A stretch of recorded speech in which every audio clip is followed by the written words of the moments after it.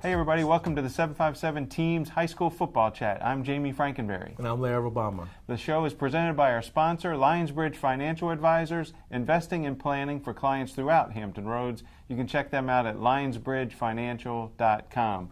So Larry, it was a big week last week. We got the playoffs coming up, but we have to start with the game of the year, Oscar Smith at Kings Fork. The Bulldogs win 29-23 in a thriller. They knocked off Oscar Smith and the streak at 99 straight games. You were there.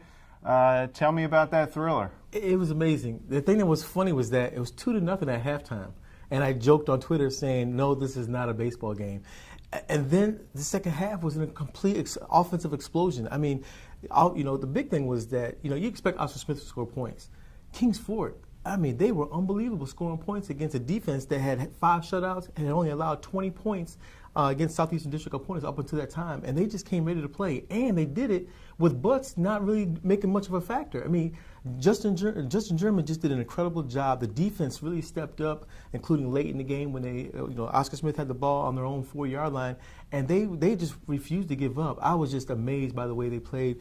The coach over there, Scotty Littles, has a team playing with a lot of enthusiasm. I mean, they're ready. They were ready, and it was a nice crowd out there as well. Yeah, it was a big win for the Bulldogs. They finished 9-1 in the regular season. Of course, the streak is ended. You talked to Scott Johnson this week, the coach at Oscar Smith. Yeah. What did he say about kind of the streak being over?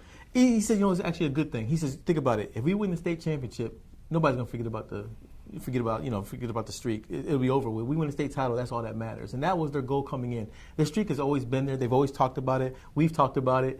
And I think that was a big thing. But for them, they never mentioned the streak throughout this whole season. It was always business as usual, the next game. And now, if they win the state title, we won't even be talking about the streak. Yeah, the Tigers have been to back-to-back state championship games. They lost to Westfield both times in overtime. So, I think you're right. If they get back to that state championship game, especially if they win it, I think the streak will be a thing of the past. Right. Meanwhile, the Tigers gave up some big yardage to quarterback Justin German. He had 2 touchdown passes, really torched the defense that had played well all season. What did you see out of Justin German? He picked them apart. One of the things we said all the time was he's kind of the factor. Oscar Smith had to make him beat them, and he did.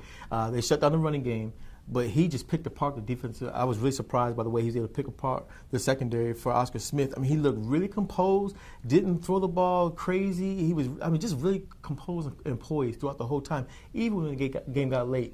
Kings Fork's not used to those type of positions against in that type. It was a huge game, and they just looked, especially him. He looked really poised, and he took care of business. Yeah, Darren Butts, the star running back for Kings Fork, did not have a great game. Right, I think that's 2 games in a row where he's been held to under 100 yards. So they needed German. They needed Sam Dunn, the wide receiver. They needed Sherrod Joe, and they made plays. They made a big defensive stand at the end of the game when Oscar Smith got inside the 10-yard line. So now I think the big question for Kings Fork is how do they come back to earth after that? They're the number 1 seed in the Class 4 Region A playoffs. Do you think they can come back to earth and make a run in the playoffs? Without a doubt. I mean, I think one thing I want to talk to Justin German, the one thing he said is look, we want to prove to people that Suffolk can play football as well. So I know that winning a share of the Southeastern District title was big, but they want to win a state title. This is what they really want. I mean, they have a great team right now. They got everything. They got the defense. They got the linebackers, the line. They got a great quarterback, good running back. I mean, they got the keys now to be able to go far. So I know, I'm sure I'm not speaking for them, but I know this is not what they want. They want to get the whole thing. They want to win that title at the end of the season. Yeah, another team that had a big win last week to kind of end another great regular season was Landstown. They beat Cox 34-26. Tommy Riemann and the Eagles finished 10-0, run through the Beach District. Larry, this team is scoring 31 points a game. They got some great weapons on offense, and they're ready for the playoffs. They are. Brent Stooks, I've talked to him so many different times, both him and Joe White, and they both said, look, we want to win the state title. Yeah, we want to win the district, but we want to win the state title, and they're playing really well. The thing I like about it is every time a team has tried to challenge them, they've risen to the challenge, and took off and ended up winning that game. I mean, they could have easily fallen back several different times, including when Cox made the run. But they, again, just like I said about Kings Fork, they were poised, and they ended up finishing it out. I look forward to seeing what they do in the playoffs. Yeah, they play Tallwood. Now, that brings us to a big debate we've had here in the sports department and 757 HQ, as they say. Who's number 1, Kings Fork after 9-1, knocking off Oscar Smith? Or is it Landstown? Now, Larry and I sort of disagree on this one. I know you voted for Kings Fork. Right. You saw him knock off Oscar Smith. I went with Landstown, but tell me your reason for Kings Fork. Both teams, are great. The one thing I thought about with Kings Fork is not only did they knock off the #1 team, but they ended that streak as well, and that was huge. I mean, it was kind of a mythical streak that's been going on for a long time, and for them to be able to do that, to rise to the challenge, I thought was impressive, and the way they did it with their defense, their offense. I mean, I told somebody I wish we could have both Landstown and Kings Fork play at the end of the season, but I know we can't make that happen, and they won't face each other either, different classes. But I just think the way they played that game was remarkable. Yeah, I agree. I don't want to take anything away from Kings Fork. They deserve to be up there, and they were tied with Landstown at #1 this week in our poll. But Landstown, I think, deserves #1 because they went 10-0 in the Beach District. They didn't lose a game. If you remember, Kings Fork, now they lost that game in September, 23-20 against Western Branch. They rattled off 8 wins in a row. So they've made a good run. They're impressive. But I think Landstown at 10-0 should have been #1. But we'll see how it turns out in the playoffs. I think Kings Fork and Landstown are going to make pretty good runs in the postseason. We're going to talk about the first round of the playoffs right after this break. You embody dedication, sacrifice, and commitment. You are an elite athlete. You know the difference superior coaching makes. Lionsbridge Financial Advisors is here to be your financial coach. We'll help you pack for your athletic journey by gathering a complete picture of where you are and where you want to go, and by working with other trusted professionals on your behalf. Okay, everybody, welcome back. We're going to first talk about the Abe Goldblatt All-Tidewater Watch, and we're going to go with quarterbacks. We've talked a little bit about quarterbacks, and we have a loaded quarterback position. It's going to be tough to make those first-team and second-team calls, but I think we should start with the Southampton Roads leader, and that's Maury's Kevin Mills, who's really put up some big numbers this year. He really has. I know the record doesn't show it, but he's really done well, and I'm really excited to see what they're going to do up against Indian River. Indian River has a very good secondary. This will be his chance to say, okay, I didn't just do it against Eastern District opponents, but I also did it against the Southeastern District opponents. So I'm really interested to see how he does against Indian River. Yeah, that'll be a big game. That's in the Class 5 Region A quarterfinals this week. And, you know, you can't talk about All-Tidewater quarterbacks unless you mention 2 versatile guys in the Beach District. One is at Landstown. Brent Stukes led them to a 10-0 record. And Ocean Lake Xander Jedlick. They were 9-1. Larry, what do you think about these guys? It was interesting when I wrote the story about Jedlick. I think it was the 3rd game of the season. He was, at that point, was my favorite. Then along came Stukes. He took care of that. Not only did he beat them, but he's just taken that momentum and carried them throughout the rest of the season, finishing unbeaten, doing it both running and passing, always crediting his offensive line.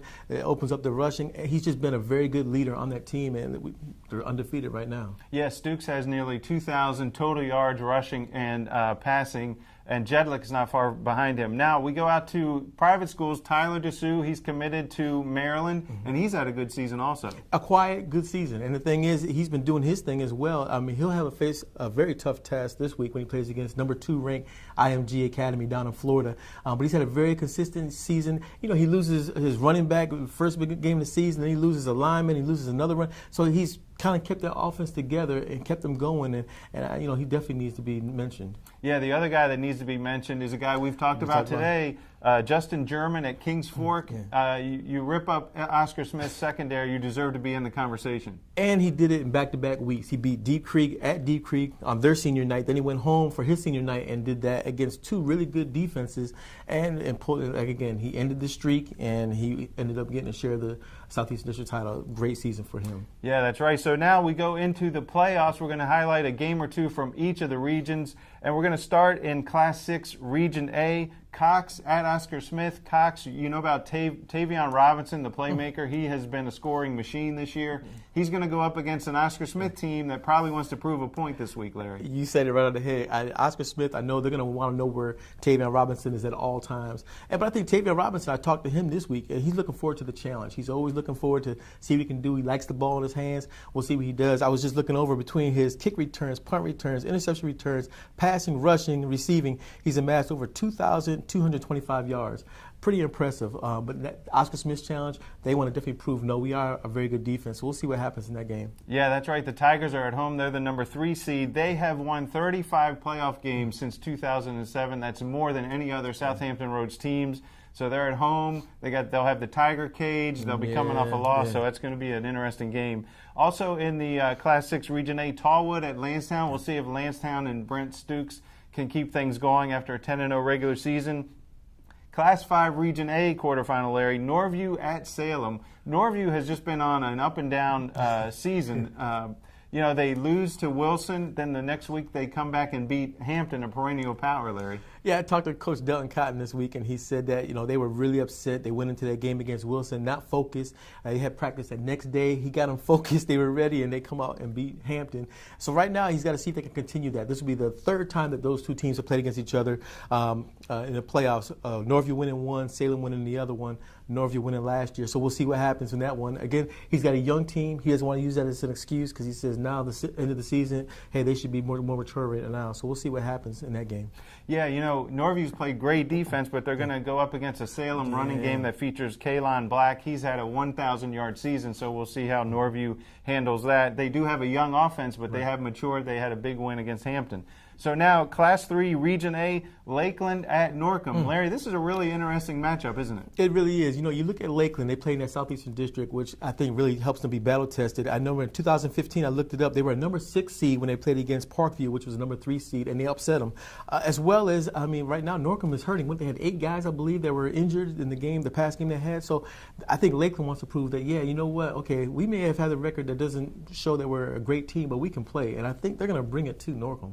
Yeah, Lakeland had a big game last week from Eric Grant. He had 252 rushing yards, 4 touchdowns, and they've won 3 straight games. You talked about their playoff prowess. Norcom is banged up, but freshman DeMonte Dunlap, he has 2 straight 100-yard games. And Norcom, I think their defense will be tested too. Their defense will definitely be tested, but defense is, has definitely played well this whole season. So can they do it again? That's going to be the key because Lakeland's going to be ready.